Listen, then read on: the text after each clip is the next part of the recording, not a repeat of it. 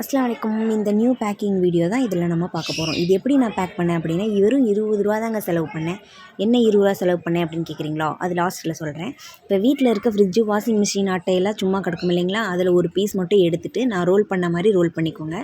உங்களுடைய ப்ராடக்ட் என்ன உள்ளே வைக்க போகிறீங்களோ அந்த அளவுக்கு நீங்கள் ரோல் பண்ணி எடுத்துக்கோங்க. அதுக்கப்புறம் இந்த மாதிரி ரோல் பண்ணிவிட்டு சைடில் இந்த மாதிரி டேப் ஒட்டிக்கோங்க. எந்த இடத்துல ஓப்பன் தெரியுதோ அந்த இடத்துல நல்லா டேப் போட்டு ஒட்டிக்கோங்க.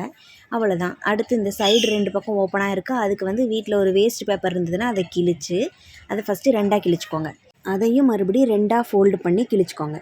ஏன்னா என்னுடைய பார்சல் சின்னது தான், அதனால் நான் 4ஆக ஃபோல்டு பண்ணி கிழிச்சிக்கிறேன். இந்த மாதிரி கிழிச்சிட்டு என்ன பண்ணணும் அப்படின்னா, இதை 2 சைடும் வச்சு இந்த மாதிரி சுற்றிக்கணும். சுற்றிட்டு என்ன பண்ணணும் அப்படின்னா, டேப் வச்சு ஒட்டிக்கணும். இந்த டேப்புக்கு மட்டும்தாங்க நீங்கள் ரூ. 20 செலவு பண்ணுற மாதிரி இருக்கும்.